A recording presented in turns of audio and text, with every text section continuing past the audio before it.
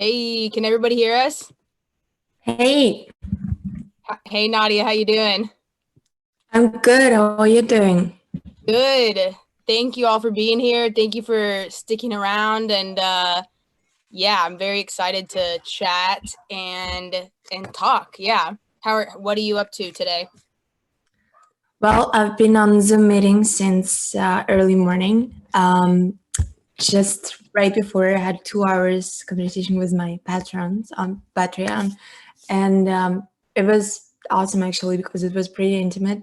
There were only 12 of us, so we could actually talk and share ideas. And there were people from all around the world, from Australia, but with Kazakh and Russian heritage. There was a person who was telling about the problems with the indigenous communities in Australia, and then it was a person from Greece who's working on this website that's going to help people to recognize if this is fake news or no. And he's Whoa. coming up with different strategies how to make that work. There was one person from Denmark who's a supporter of Pussy Riot, and he just made his first protest action actually in support of Sasha Safeev, our Pussy Riot activist who is serving 30 days in jail right now because of the rainbow flag action.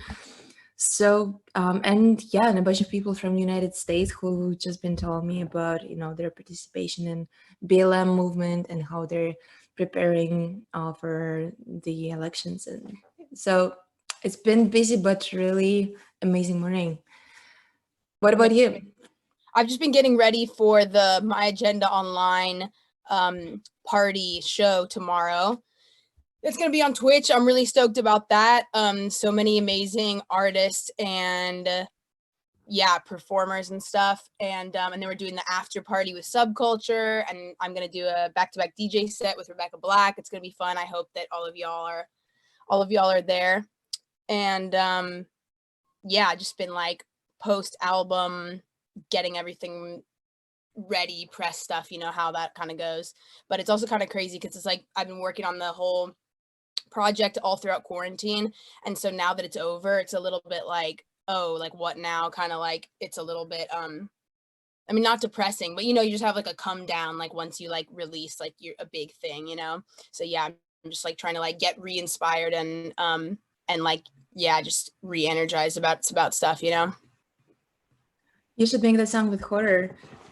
Yeah, I love them so much. That would be so cool. I'm a big Yeah. fan. That Yeah. would be a great crossover. I know them, I feel like forever. I mean, I know you forever too. I mean, at least in LA scales, because people just meet each other. And sometimes I'm like, oh yeah, I'm friends with them for like for years. And it's been like, oh, I know them for like 4 months. But in Yeah, LA for years, because the length of connection here is not that long generally. But totally. I know so there's things move very it makes me quickly. really and cherish connections that last long. One of the questions that I saw people asking was they wanted to know how you and I met. And it was actually, we were both interviewed by this like French filmmaker who made a documentary about the clitoris or something like that, and interviewed both of us. And um, yeah, and then like introduced us, I think over email or something. But like I'd known about you and been following your stuff, obviously. And yeah, that was like in 2017. So that's that question answer for you. Did we have a lot of questions? Yeah, let me see. I'm trying to find ones By that the way, congrats on the album. It's amazing. thank you. Yeah. Oh, somebody wants to know your favorite philosophers or people and like how they influenced your lifestyle or music or art. I don't really have anybody specifically in mind, but I thought maybe you might. Well, my go-to philosophers when somebody asks me this question is Judith Butler, just because she was the first one who I started to read when I started to dig into queer theory. And I remember it was like 2000, Jesus Christ, 7. Yeah, and I just started studying philosophy in Moscow State University, and obviously it's like it's still inappropriate to study to make a coursework about queer issues or gay lesbian issues on in Moscow State University. But Judith Butler was the one who was my like guru, because I've been reading her books and I've been basing my coursework on her work a lot. And the thing that I was attracted most in her writings is that I did not have to confine everything within binary norms, because at the time I was aware of gay lesbian activism, but I never could identify myself as, you know, A or B, black or white. So when I learned about queer theory and I learned from Judith Butler, I was like, whoa, that's it. So That's cool. I've tried, I tried to read Judith Butler, but honestly, I could not. Just if anyone's feeling like, oh, they tried to read it and they couldn't like get it because it's like very complexly written, that was me. So don't feel bad if you can't. I feel like it's very like difficult to decipher, but I feel like I've read a lot of other stuff that's like distilling a lot of her ideas in more plain language too, that has definitely resonated with me. And yeah, I feel like absolutely one of the most like influential thinkers in that whole realm for sure. That's really sick. we've talked with you about that. I honestly, I don't really know why philosophers are so complicated when they can be a little bit easier. But Yeah. also, I mean, I try to understand them as well. So they're coming like from boiling their brains within these small communities that where everyone speaks in this language. So it's just something that's very understandable for them. So I'm like, yeah, whatever you feel like. Yeah, I mean, I think it's so important for people to make those kind of ideas accessible, whether it's like art or music or people writing like pop philosophy books or writing articles or doing YouTube videos, like somebody like Contra Points. I absolutely think has so many interesting ideas and really tackles a lot of tricky ideas in a way that is accessible and like entertaining. And I've listened to all these like I've listened to this podcast in the New York Times called like the rabbit hole or something that was talking about somebody who kind of like went down this alt-right rabbit hole through watching all these YouTube videos that the algorithm kept recommending, and they like got like radicalized like to the far right, and then all of a sudden they started like somehow they got recommended like a Contra Points video, and then they were like, wait a second, and then from that it like started chipping away at the like indoctrination and started making them question things and like it opened their mind as opposed to, you know, just hearing something from the left that like further shuts you off and pushes you further to the right, you know. So I feel like in a way people like that are really reaching people, even if they're not writing a book, you know, but something like through YouTube is like philosophy for the people and is so so important in our world right now. I'm going to write a book soon. Another one. Yeah. Amazing.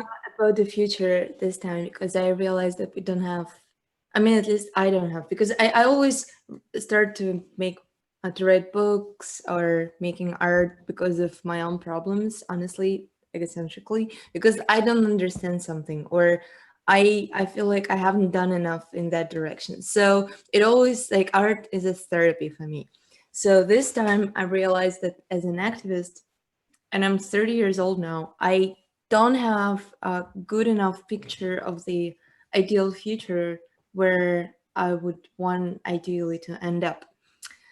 And so for this book, I want to interview scientists, futurologists, philosophers, and artists too, who are professionally thinking about the future and versions of the future, because I think it's an important thing to resist to this 24 hours news cycle, and philosophy is actually a great tool to do that, because when we are just discussing day after day how Donald Trump farted, we will never think about the future that we want to build. And this year also inspired me a lot to think on those issues, because this year was actually a year of radical ideas.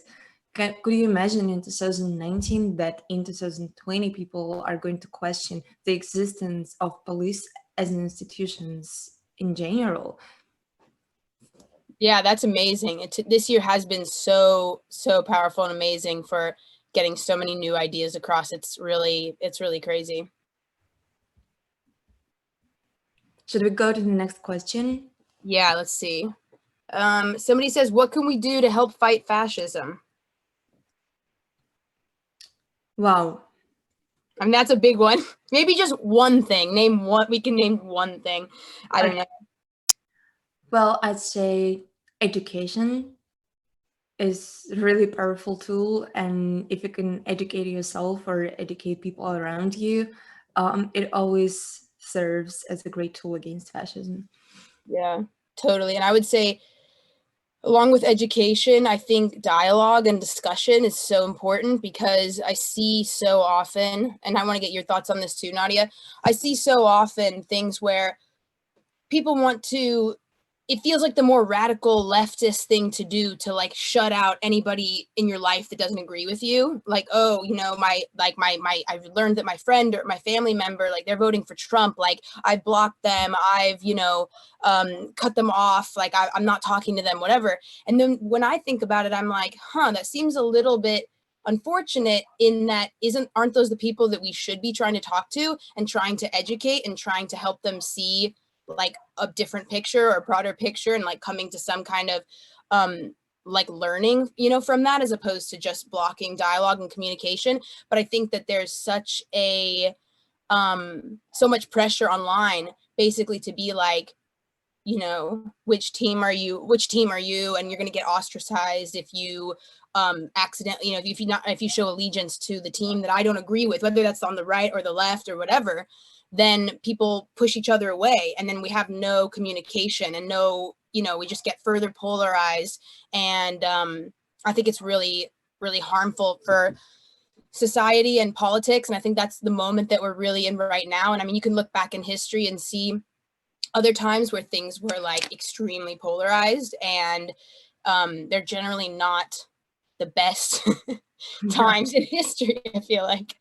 But things can be learned from it. But I just hope one thing that we can learn, especially with the internet, is that we have this amazing, powerful tool for communication. So rather than shut off communication, I feel like we should be opening up. But it's hard, because then you get like the people coming in here and saying heinous things in the comments, like trying to get a rise out of people, and it's like, because of anonymity, people feel like they can just say whatever the fuck they want and have no consequences and don't have to deal with it. So people are just saying more and more heinous things without having to like back up their ideas, or be there physically to like express the ideas. They have the safety net of like, I'm just an anonymous behind a digital mask. So it's a very peculiar, weird thing, but I feel like more communication and openness rather than less is got to be somehow part of the solution to fighting fascism and spreading good ideas in our world.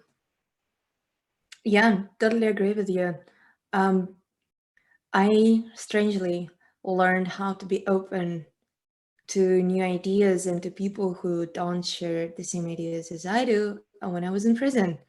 Because before, I was your typical leftist Antifa activist who was just, I was totally comfortable in my own bubble. And I mean, I'm grateful for my bubble because it is my community. But I don't think I ever spoke with anyone who did not share my beliefs. I mean, it went to the extent that I stopped even talking with my mom. And just because she annoyed me with being like, oh, it's dangerous, like anyway. So I was like, I was that person. And then I ended up in prison, and in prison you don't have the privilege of being in your bubble, to say at least. I met people who were ex-investigators, ex-cops, prosecutors in my jail cell, and people who would say that they actually love Putin and what he does for the country.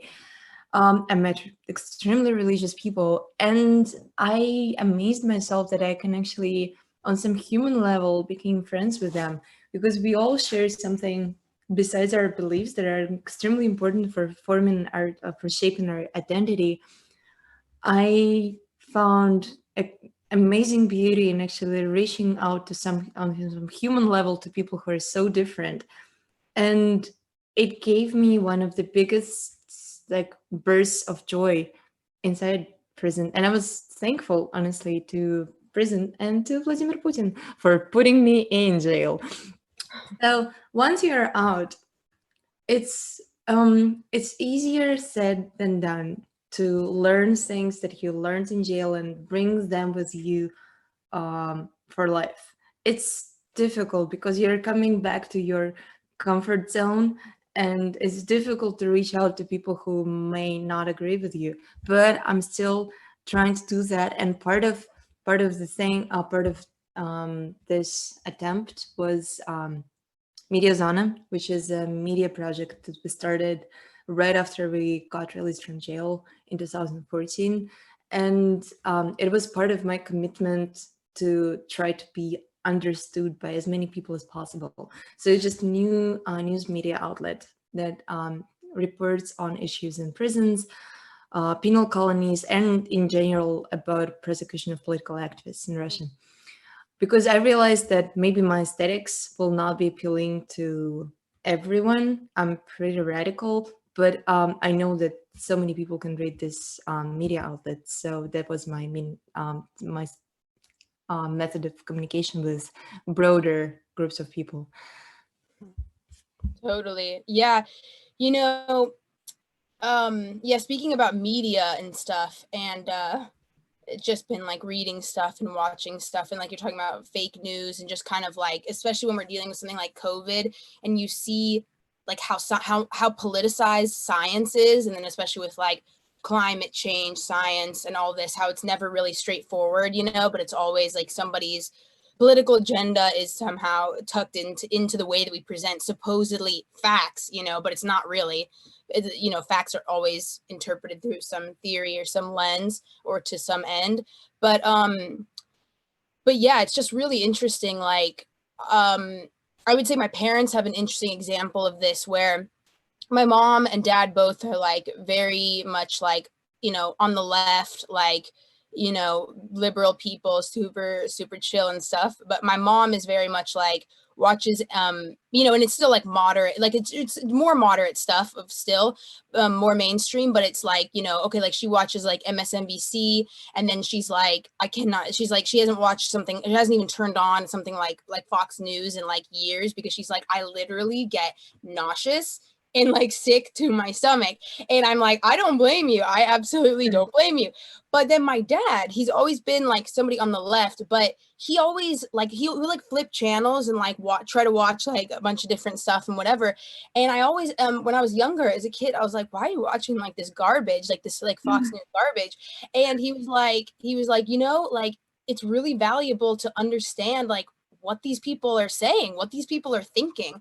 Like otherwise it's ignorance. It really is ignorance, and it like has taken me a long time to realize that. But it's very bizarre to turn on something like Fox News literally as like a sociological experiment and be like, this is the narrative that's being pushed. Like the way they're like, I turned it on, and the first thing that was where my dad turned it on, and the first thing that was on there was like, it was some anti-transgender thing, and then it was another like, category, talking about like violent, riots and all this. And it's like, of course I've been hearing those kinds of things of people saying like, oh, this is how the right is categorizing it, and making all this stuff out to be. But then when you just like, you see it on like a like, so a television station, like in that such a mainstream way, it just like really hits you like, this is the reality for many people. And of course it can be, you turn on the moderate, leftist stuff, and it's all, it could be the same thing, anything. But the point is that it's just good to get as many different perspectives, I think, as possible. Yeah. As we all get, I mean, I'm guilty of it too, absolutely, getting it totally in my own bubble, and not, and just seeing what me and my friends are thinking and being like, oh yeah, this is like our reality. And then, turning it on and seeing just all this other stuff. I think it's just, it helps us understand how to better communicate with people that disagree with us, Totally. Let me see. Melissa Brooks is here. Melissa, hi. It's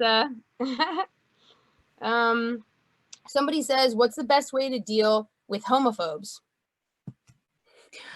These are actually great questions, but also really difficult. Yeah. What's one really good way to sometimes deal with homophobes? I mean, honestly, Again, I'll have to go to my prison experience because honestly, before or later, I didn't have to deal with homophobes because they're just not in my circles.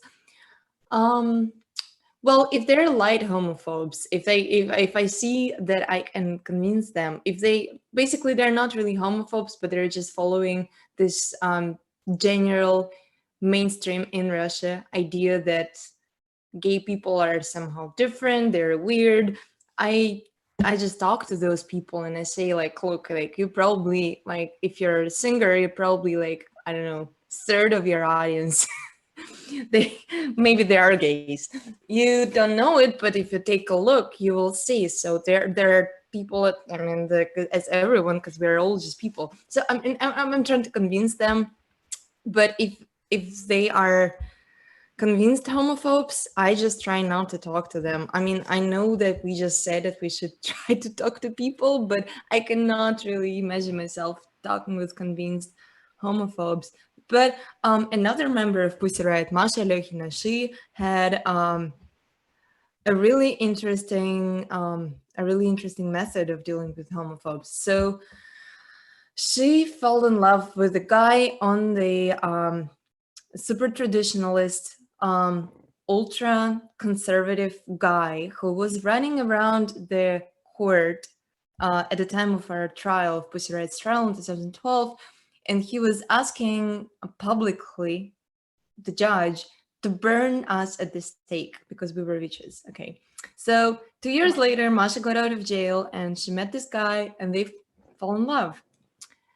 And they're a couple up until now. So that was her way of dealing with homophobes. But honestly, she was able to change his opinion a lot, but it required a lot of work. And I cannot ask you guys to have the same level of dedication. Wow. Yeah, that's definitely like such a rare circumstance. But I think when things like that do happen, it's actually really cool. And I think like there's so much nuance, like in just by being you and being yourself, and then like literally like confronting, or not confronting, but like being with another person, just having like basic communication, I think it can help change people's minds. Like a lot of people that are homophobic, they feel like I've never met a gay person, or like I've never, Yeah. you know what I mean?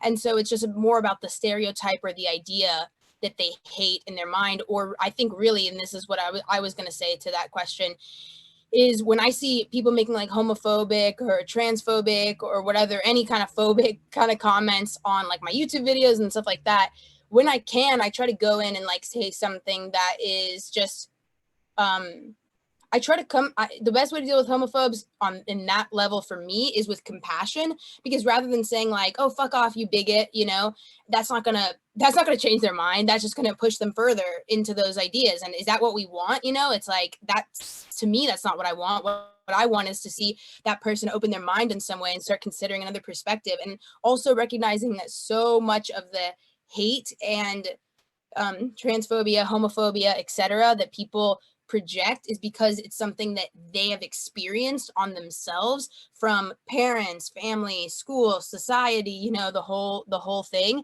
And it's all this internalized hate. And to me, I see that when people say stuff like that, that's like trying to be really hurtful, I see them as someone who's probably hurt.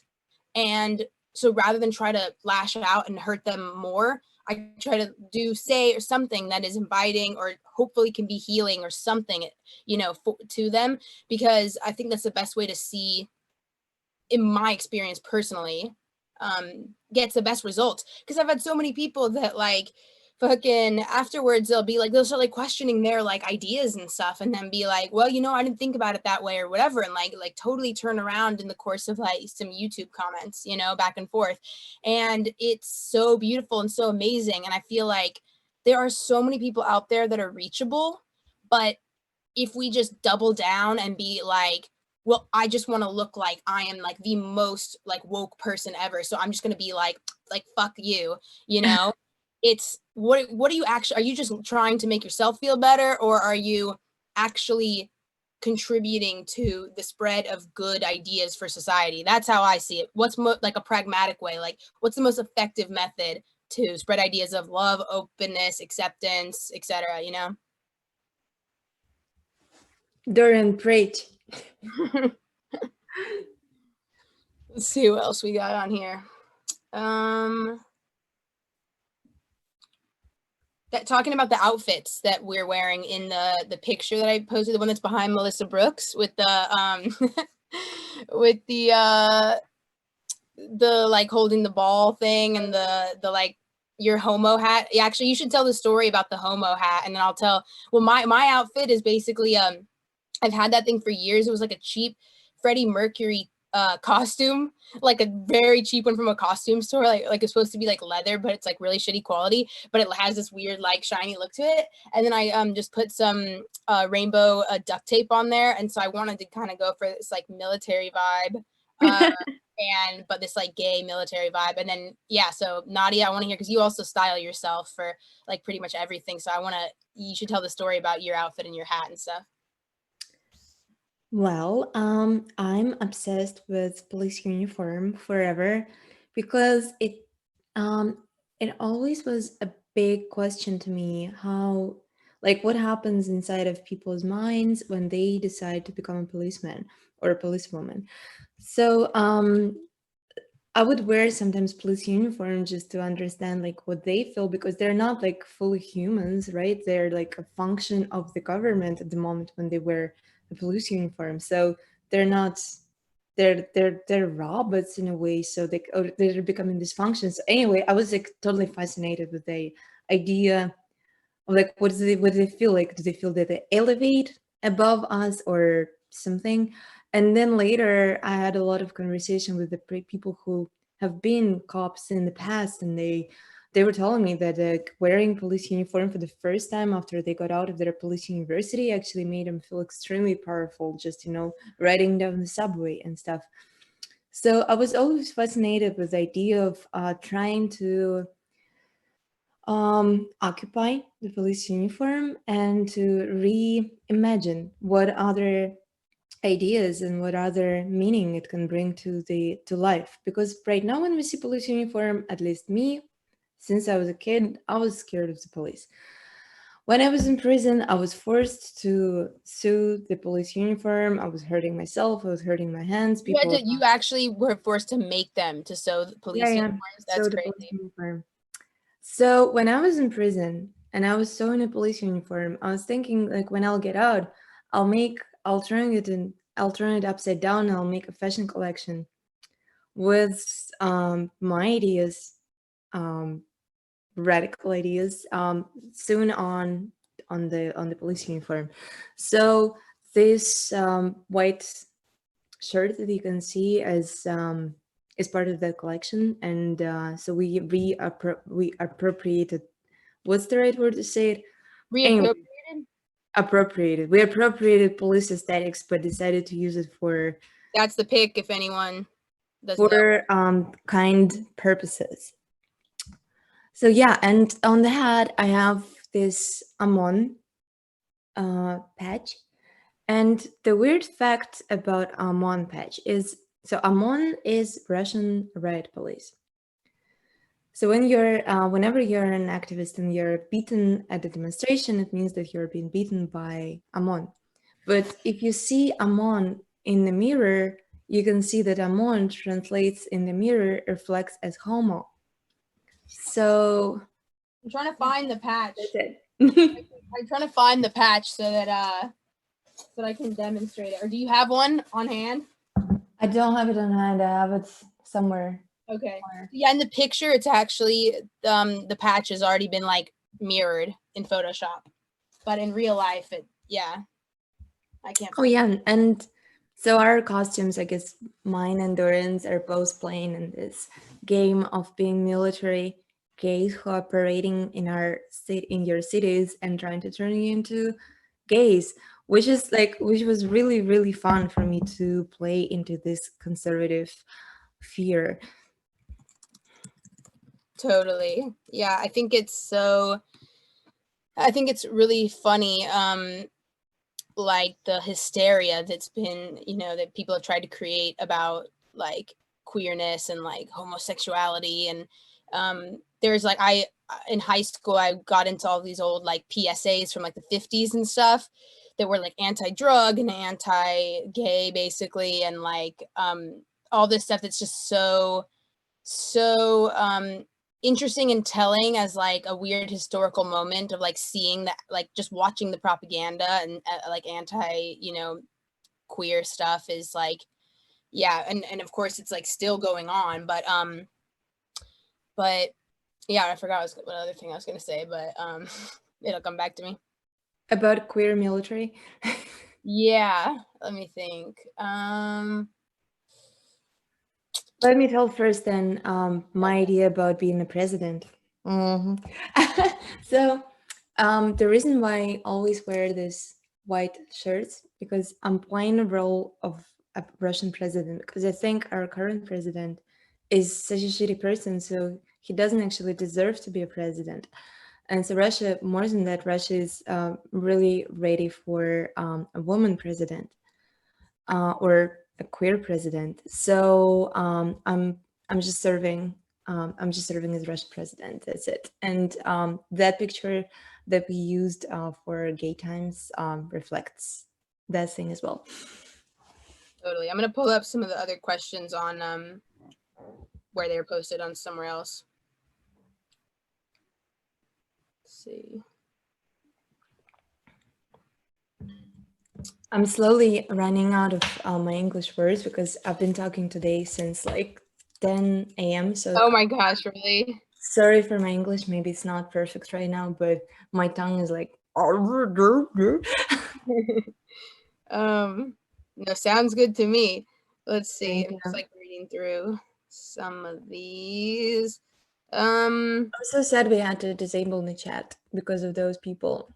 I know, yeah. I would really love to have some feedback on what we're talking. But Sometimes I just space out because you know it's not natural for humans to talk with the device all the time. Like, you know, we actually I really lack real human connection. So sometimes I space out and I'm like, I feel like I'm just talking with the device in my room and I feel awkward. But then I realize that there are all of you guys here. I know, totally. I know for me though, it's kind of nice not having the chat because I just feel like I'd find it like distracting and stuff. And also, actually, I think one thing that's kind of cool about not having the chat, like just in this experience, is that I feel like so much of our thoughts online are filtered through what other people are saying. So, like, let's say that we said something and everybody's like, yes, yes, yes. But then there's somebody that's watching that's actually like, you know what? I don't know if I agree with that totally, which is a totally fine thing to feel and think. And then it's like, I wouldn't want, you know, like for someone to feel that before they even get a chance to assess it for themselves, to have to think about, oh gosh, well, everybody else is like, you know, totally agrees with this. So I should just like, you know, yeah, I agree with this too. Yes, you know, whatever. And I feel like it's something that I've just been thinking about a lot more about how things like social media and Twitter and other online forms of communication, especially since it's been like all of our communication for the past, you know, whatever, since March, it's just like even more intensified, how it shapes our thought and how it shapes our dialogue and stuff. And yeah, I just think it's really good to be aware because I think a lot of friends of mine and other artists are like, I have to take a step away from social media. Like, it's not good for my mental health, you know? And I totally respect that and totally understand. And I think it's like, there shouldn't be any shame in that either. Like, it shouldn't be that someone's like, oh, I feel like I can't handle it, like whatever. I think that's like, it's a totally normal thing to be, you know, finding everyone has a unique, should find their own unique identity or a relationship with social media that is like unique to them, that they find their own like healthy balance, you know? What about you? What's your balance? For me, I love sharing my thoughts and stuff like this is really cool. I love like going into depth, like hardcore in interviews, like going deep and sharing like all kind of personal stuff and whatever.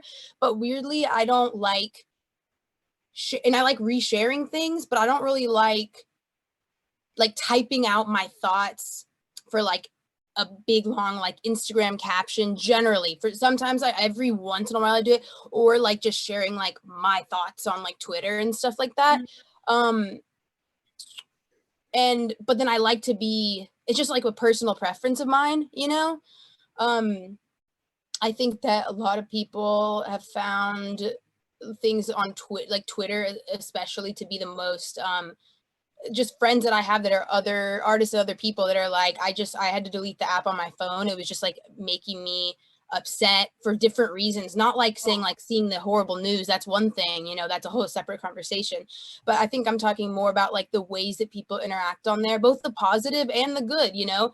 There's a lot of like weird, I think there's an interesting overlap between like stan culture and like patriotism and stuff, where anytime that, you know, somebody's like blindly obsessed with a person or a country or their religion or anything, there can be issues with it, you know. And I think the goal is for everyone to be like an independent thinker, and that's what I hope for, like, you know, anyone that, like, I mean, I was an obsessed stan too, though, you know, like I completely like get with that mindset, and that has also inspired me to like grow and stuff. And there's totally healthy ways to find balances of both. But again, I feel like there's just like, it's just, there's good awareness on all sides to just maintain like moderation and a healthy relationship. And I think artists need to be conscious of like the culture that they're creating around their fandom and their online communities and stuff too, you know, which is like why I definitely want to keep doing more stuff like this, like more conversations where it's like, I would do Instagram live, except that my freaking, I have an old phone, so maybe I need to get a new phone, but just stuff where, yeah, we can like talk about real ideas and stuff. And it would be nice eventually to get some more input from all of y'all that are here and stuff with us. But yeah, I don't know. So it's covered a lot there. Social media, everything there. Well, I came up with this phrase that's, I mean, I'm not sure that I came up with this phrase, but I use this phrase a lot, which is internet hygiene. And I'm trying to follow that, internet hygiene. Because internet is can be so useful for activism, but also it's so important not let internet use us, but we should use the internet. And that can be tricky sometimes because, I mean, as we all know, social media platforms are made to use us. and that's really tricky for human psychology, because you have to be cautious all the time, and it's just difficult to be cautious all the time. But that's what I'm trying to do. Yeah, I know it's like it's gotten mixed reviews and stuff, and like I'm not saying this is the best movie ever made, but I did watch The Social Dilemma because like I think my dad told me to, or like somebody's like, yeah, I don't remember who, but it was like older people are like into it, and I definitely see why, because like I grew up before, I don't know if you've seen it or not or whatever. It has some stuff's really fucking cheesy and bad, and some stuff's just thought provoking, and some stuff maybe it's problematic. I don't know, that you could interpret it in a bunch of ways. Have you seen it, Nadya? I don't think I've seen that one, but I've heard about it, and I just talked with someone else about this movie. So I've seen another movie on Netflix. I'm not sure if it's Social Dilemma or no. I think this one is the Netflix one. It's definitely worth watching, and I'd be interested to hear like your thoughts on it and stuff, especially on the stuff where they're talking about like news and like how things like with Facebook and stuff, and just like all the political implications. But the other half of the movie is about like social media addiction and some stuff where I was like, oh yeah, I know this stuff. But then when they really start talking to you about it and explaining like the mechanics of like how it's designed for like to increase the amount of time you spend on the app, so that your eyes get on that advertisers' content gets in front of your eyes and all this stuff, and that you are the product that's being sold and all this stuff. You know, at first I was like, oh yeah, it's fucking okay, duh, we know this, y'all boomers harping on about this. But then I started like really thinking about it, and I was like, oh, you know, I became more open-minded to it. But I definitely recommend giving that a watch. But warning though, it did definitely like depress me for like 2 days. I was like, things are weak, man, this is not good. But it's definitely worth the watch, especially for people that are younger, because I'm 28, and like, I mean, I would say I grew up in a time before all the internet stuff, really. Like, I was like growing up right as like I'm a millennial, you know, I was like growing up right as it was all hitting. So like in middle school, I got a MySpace, or actually I don't remember what, some precursor to MySpace or something, you know. I got a MySpace, and then after that I got Facebook, and you know, all that stuff. And but it is very weird seeing like I have little brothers and just seeing how for them that technology has been there since they were like babies, you know, and not imagining a world, not being able to imagine a world without it. But I was a TV kid. I was just always glued to the TV, like constantly. Like I didn't do sports, I didn't play with dolls, I didn't do shit except for watch cartoons, Ren and Stimpy, Rugrats, SpongeBob. Those are my top three. And but you know, it's very interesting how it affects our psychology and our minds and stuff.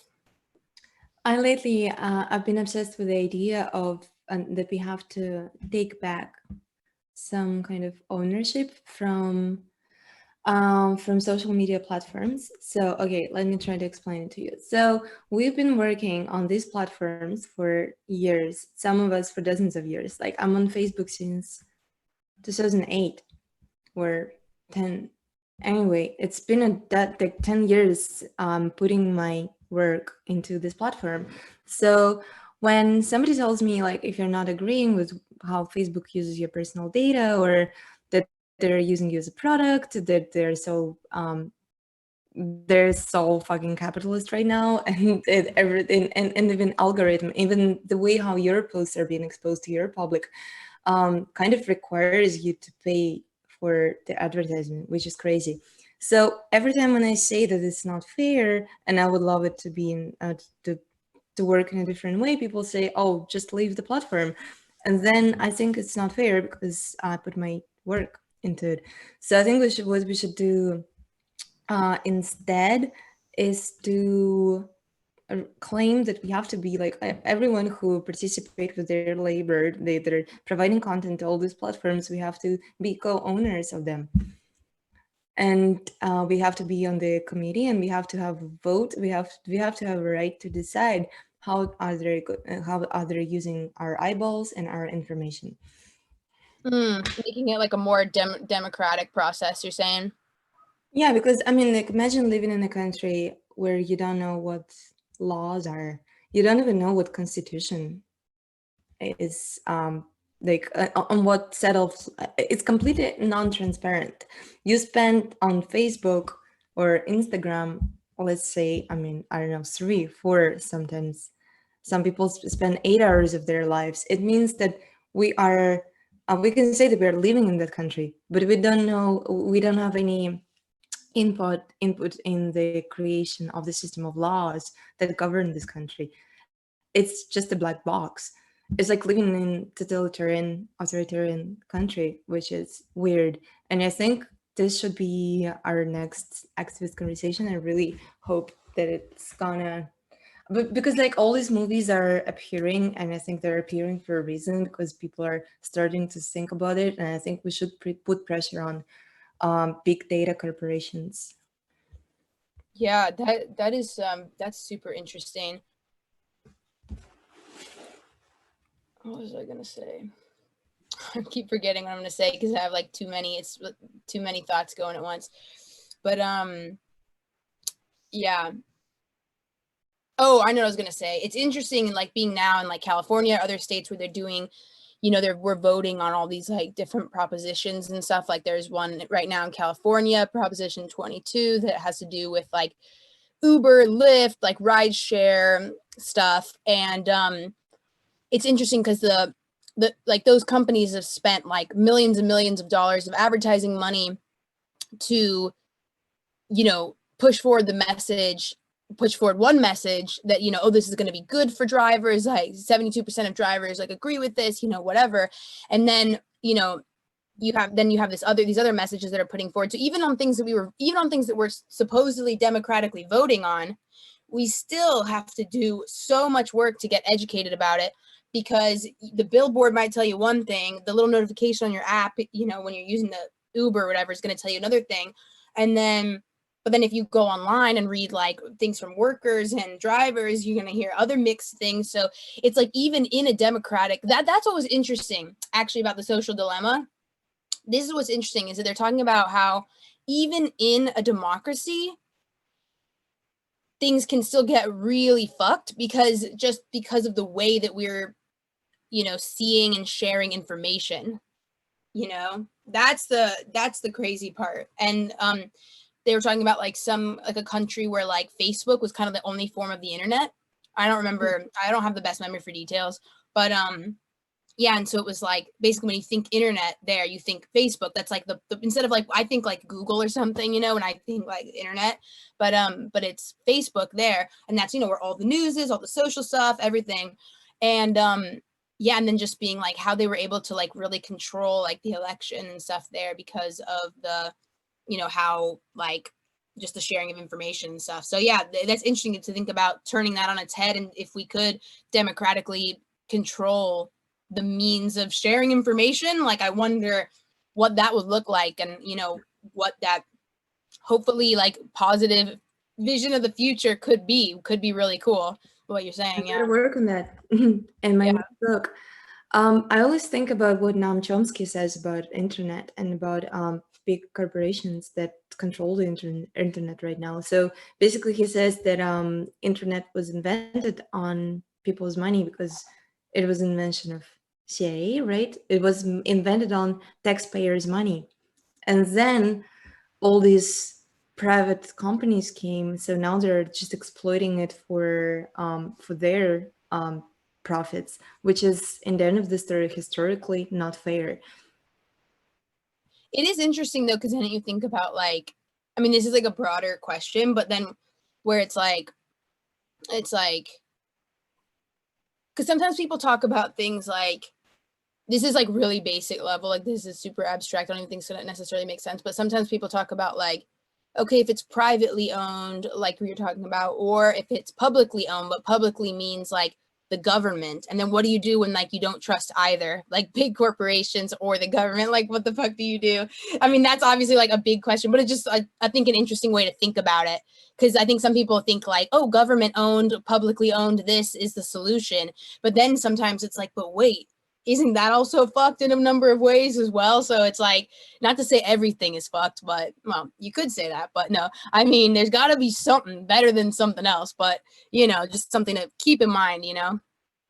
Well, this argument, I hear it so much because I'm from Russia. So we don't have the great history of socialism. I'm like, I wouldn't want the Russian government being in control of, you know, or whatever, but you go ahead.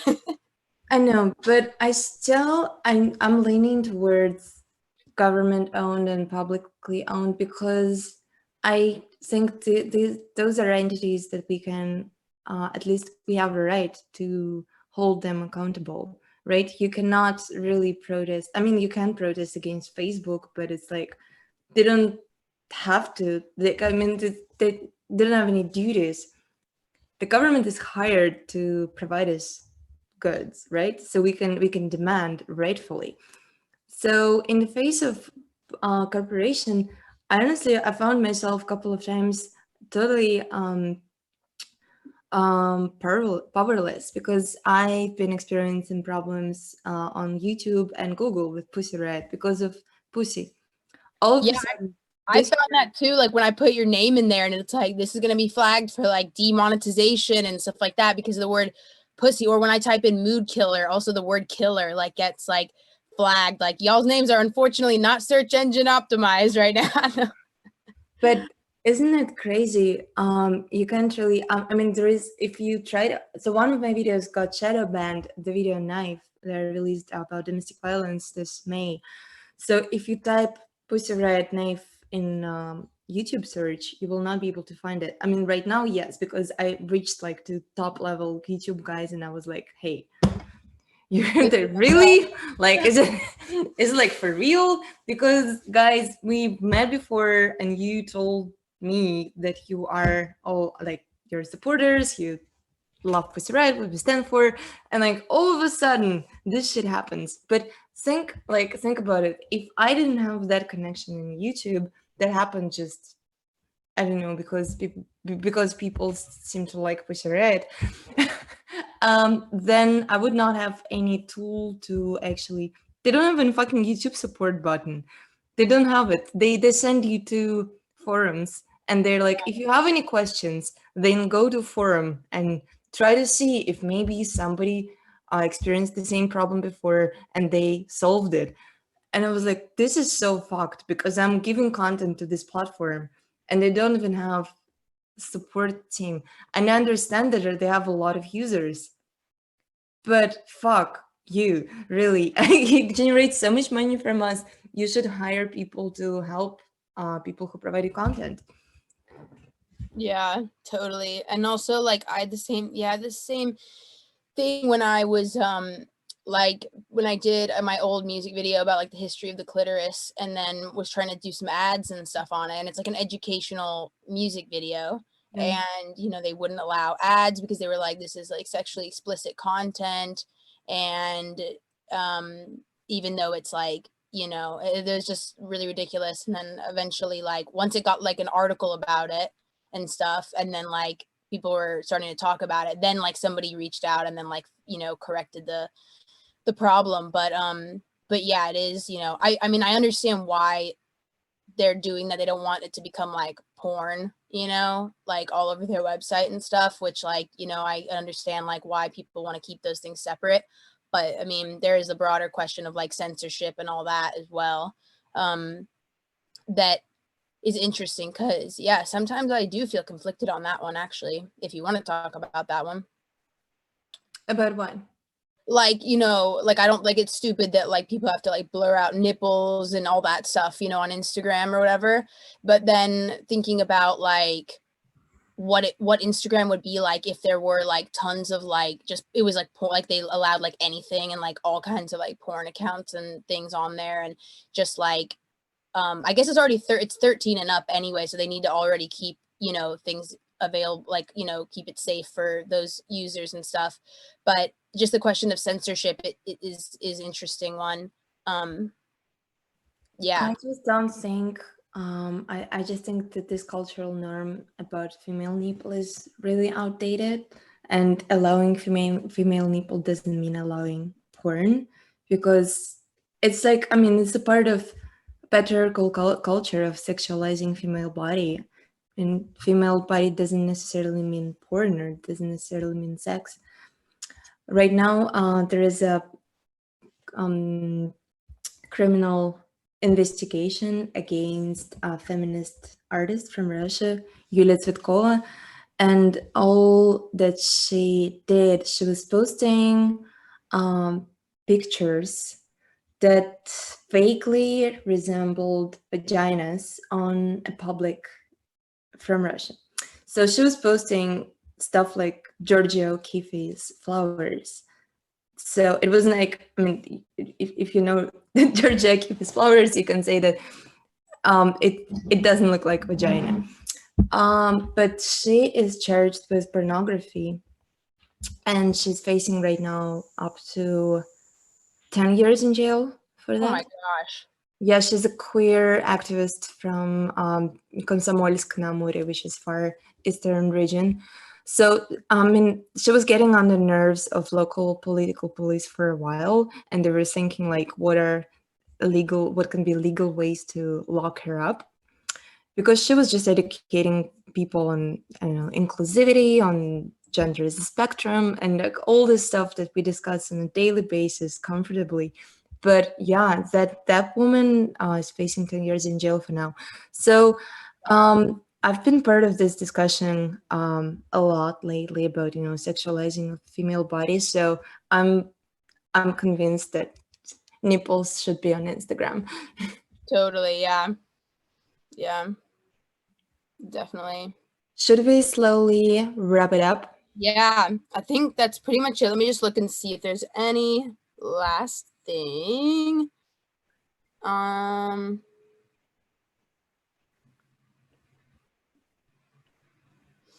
Let's see.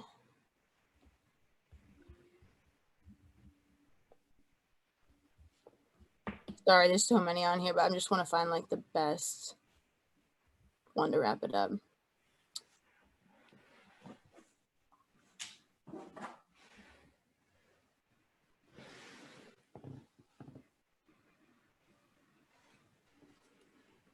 I guess actually this is more of a current events one, but I just recently somebody posted about this, but like the ban on abortion in Poland and stuff.